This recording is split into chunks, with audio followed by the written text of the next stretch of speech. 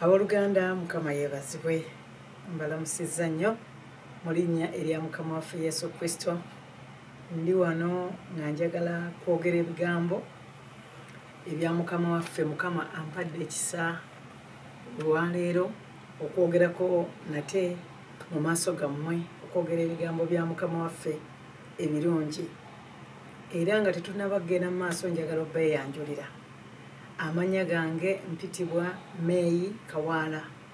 Era mbeebaza nnyo mwenna, mwebale nnyo okubeera nga mufolowinga, era mwebale nnyo okubeera nga muwuliriza. Ekigambo kino kigenze wala okukoma ku mitima gyaffe, koma ku mitima gwange, koma ku mitima gy'abantu, abantu abalokose. Twebaza Katonda. Era njagala obbategeeza nti gwe awuliriza, bw'obanga oli awo mu mbeera enyigiriza, ng'obuliddwako emirembe, ng'obuliddwako essuubi, mazima ddala enjiri eno bwe tugibuulira esigalayo, tugisindika ne tugiteeka ku YouTube, ne tugiteeka ku Facebook, ne tugiteeka ku Instagram, ne tugiteeka ku Twitter, n'etambula wonna ku WhatsApp kweri. Kakati kiri nti mu kaseerako ak'eddembe oyinza ogenda ku YouTube, era ku YouTube ogenda ku Meyi Jerry Kawaala, oba Meyi Gary Kawaala, oba Meyi Kawaala, oba ku Healing Outreach Ministries International. Ng'oluteekamu osobola okubeera ng'owulira enjiri eno. Nze ku lwange enkoze bulungi, enzizizzaamu nnyo amaanyi, era waliwo awo wembeera nga njagala okusaba n'enteekako enjiri eyo nenkolera bulungi. Kati nga tetunnaba kugenda mu maaso, katusooke tusabe. Mukama omulungi ow'ekisa, njagala okwebaza olw'akaseera kano. Mukama nsaba Omwoyo Omutukuvu yennyini ayogere ku kaseera akaleero. Era nga tusoma ebyawandiikibwa byaffe mu Bayibuli muno, Mukama nsaba Omwoyo Omutukuvu ake yennyini nnyini y'aba ayogera. Weebale nnyo Mukama, weebalire ddala olw'ekisa kyo ekiri wano okutuyigiriza ffe mu linnya erya Yesu. Amiina. Owooluganda tugenda kugabana. Mbadde nina bulijjo ekigambo okusinziira ku bantu be tusaba nabo. Tusaba n'abantu naye n'olaba nga omuntu ayinza okujja n'oyogera naye ng'omuntu yalokoka, naye nga alaba obulamu tebutambula, ng'alaba nga atamanyi ne kye yakkiriza. Naye mbadde nga nsoma, Mukama n'ampa ekyawandiikibwa kye tugenda okusoma olunaku olwaleero mu Luka essuula 10 okuva ku lunyiriri olwa 21. Tujja kubeerako n'ebyawandiikibwa byaffe biva mu bifo bisatu, naye katusooke na kino. Luka agamba bw'ati, agambye nti awo mu ssaawa eyo Yesu mu Mwoyo Omutukuvu n'agamba nti nkwebaza Kitange Mukama w'eggulu n'ensi, kubanga bino wabikweka abagezi n'abakabakaba n'obibikkulira abaana abato. Tugenda kweyongerayo, agamba nti weewaawo Kitange, kubanga bwe kyasiimwa bwe kityo mu maaso go.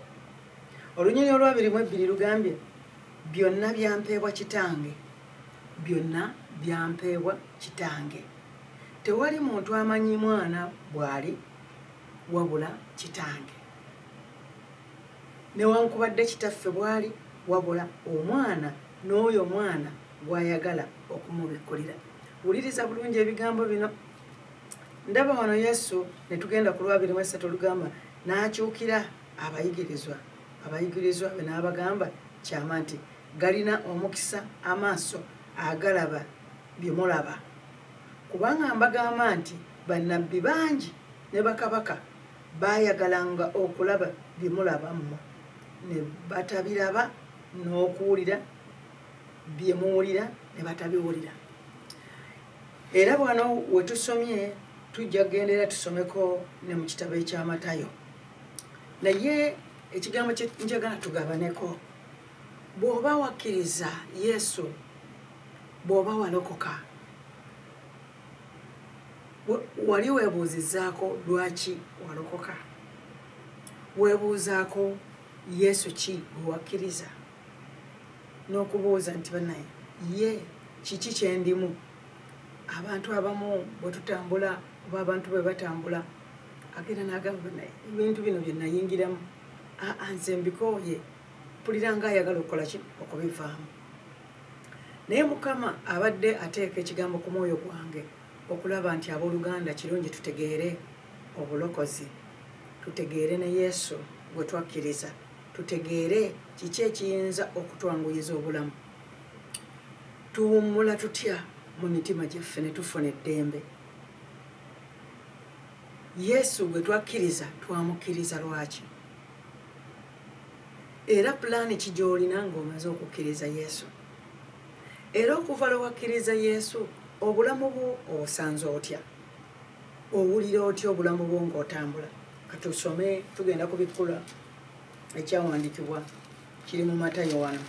Matayo essuula 11 olunyiriri okuva ku 25. Byogera nno kye kimu katuvudde mu Luka ate tugenda kudda mu Matayo. Matayo agambye bw'ati nti mu biro ebyo Yesu n'addamu n'agamba nti nkwebaza Kitange Mukama w'eggulu n'ensi kubanga wakisa ebigambo bino ab'amagezi n'abakabakaba n'obibikkulira abaana abato.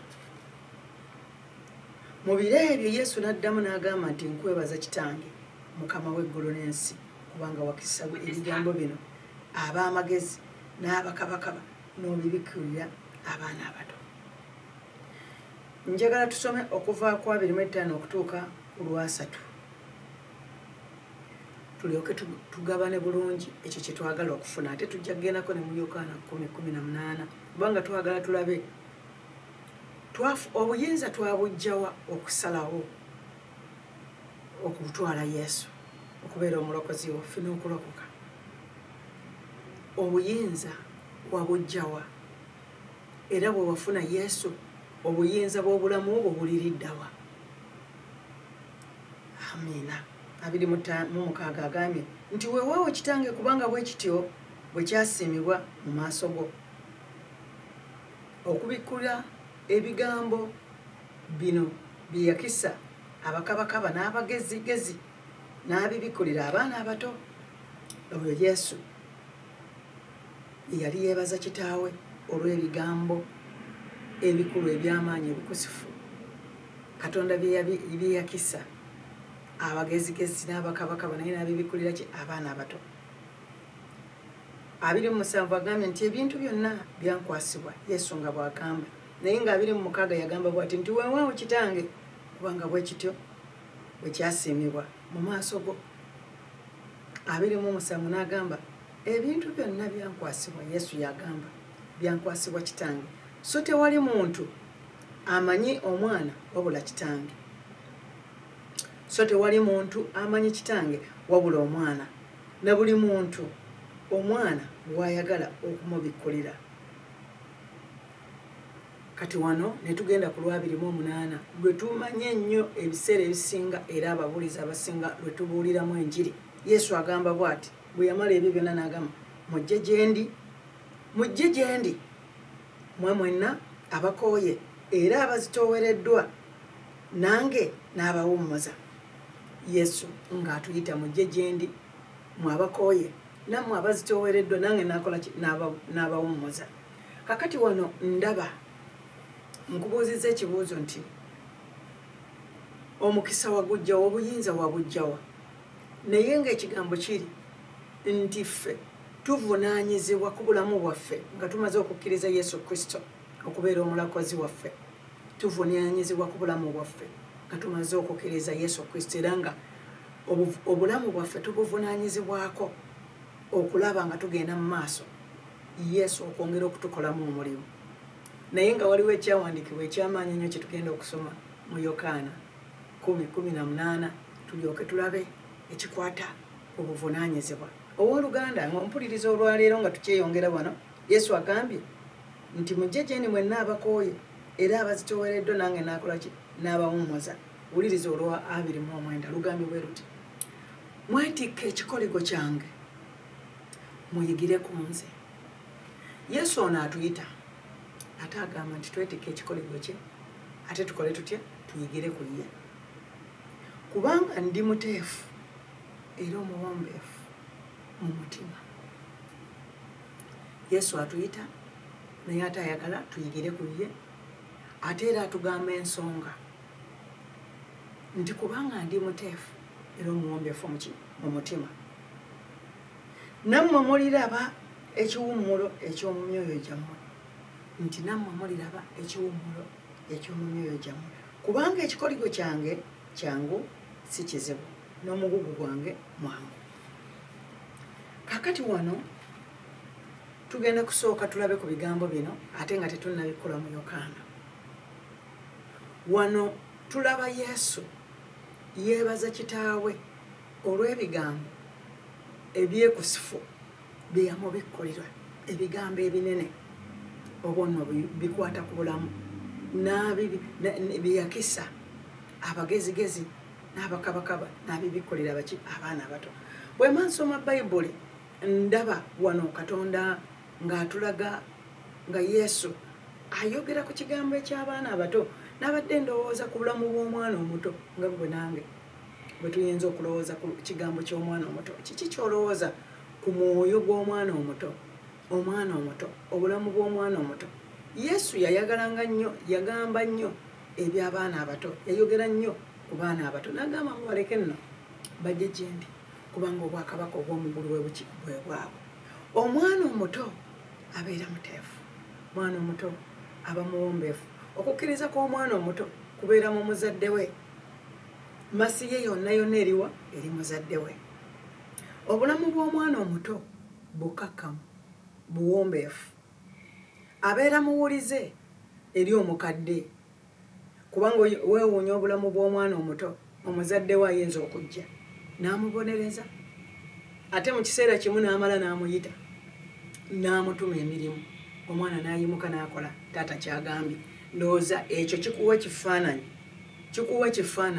ekituufu okulaba embeera z'omwana omuto. Omwana omuto amanya amwagala, omwana omuto amanya amwagala era omwana bw'ojja n'obeera ng'omuboggoledde akudduka n'akwesega n'amanya nti omuntu noono alabika si mwangu, alabika tanjagala, akitegeererawo. Naddala buli w'obeera nga omwana omutuntuza omukuba muli afuna ennaku mu mutima naye nga talina maanyi gakuddiza mwana muto, naye muli aba ategeera, aba alina ekintu ekiraga akutegeera nti oli mukambwe, oli tomwagala, era bw'akulengera bw'ati tajja wooli, abeera wala naawe. Obulamu bwaffe Yesu wana ayogera ku kigambo ky'omwana omuto nti Katonda bw'ati yabikisa bali abagezigezi n'alaba Yesu. Oyinza okulaba emyaka gya Yesu gyali emeka okutumibwa okujja mu mubiri gy'oli nange ffe tulokolebwe, okuwaayo obulamu bwe. Katonda kitaawe okumuwa obuyinza bwonna n'amusindika kyatwalira Yesu. Kati nga bw'olaba nti Yesu agamba nti bannaaye mujje gye ndi mwenna abakooye era abazitoowereddwa nange nakola ki n'abawummuza. Naye nga kibava waggulu olaba atugereza obulamu bwe bwe bufaanana. Yesu atulaga obulamu bwe bwe bufaanana. Kakati amazina agamba nti kubanga ekikoligo kyange kyangu, omugugu gwange mwangu, naye n'atugamba nti naye muyigire ku nze. Kakati lwaki nabadde mbuuza ebibuuzo ebisooka ate nenjogera ne ku buvunaanyizibwa?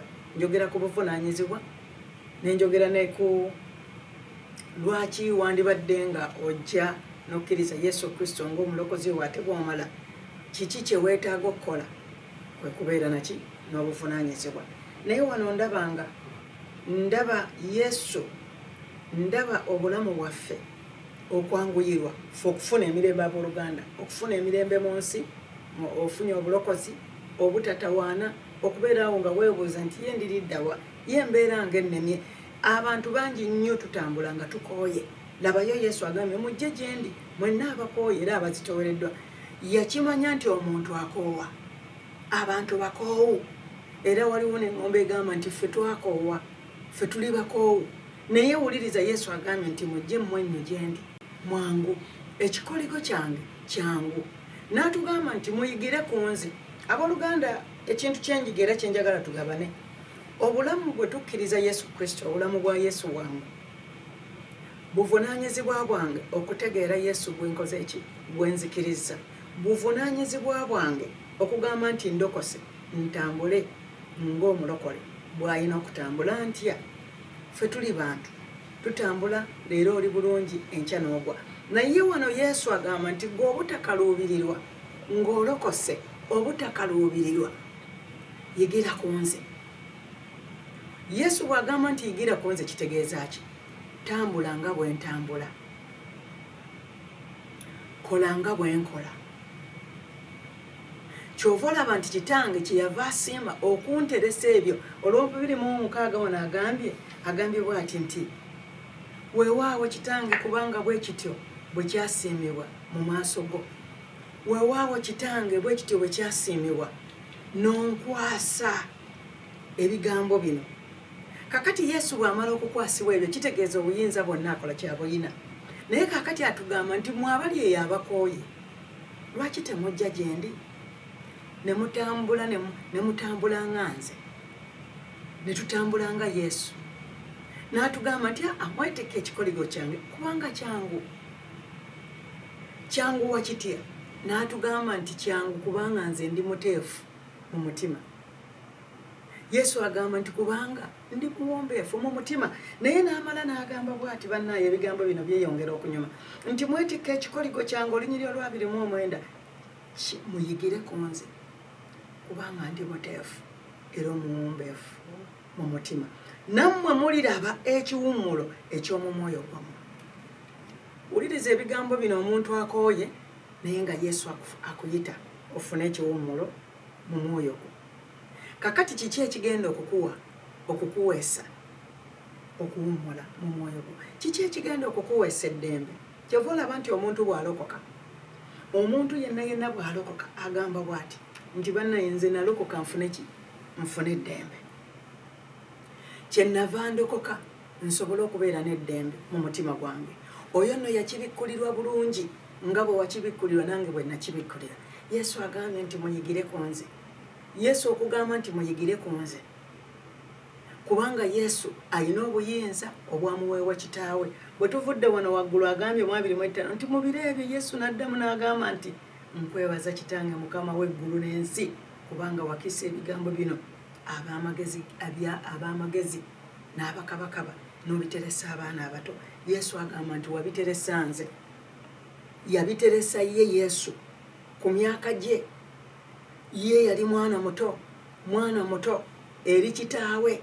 Laba bwayimusa eddoboozi. Naye eri mu Luka agambye nti Yesu mu mwoyo omutukuvu, kasita yasanyukira mu mwoyo omutukuvu n'atandika okwebaza Katonda. Ebigambo bya Mukama nga binyuma bwe tubibikkulirwa. Tuyigire kwani? Tuyigire ku Yesu.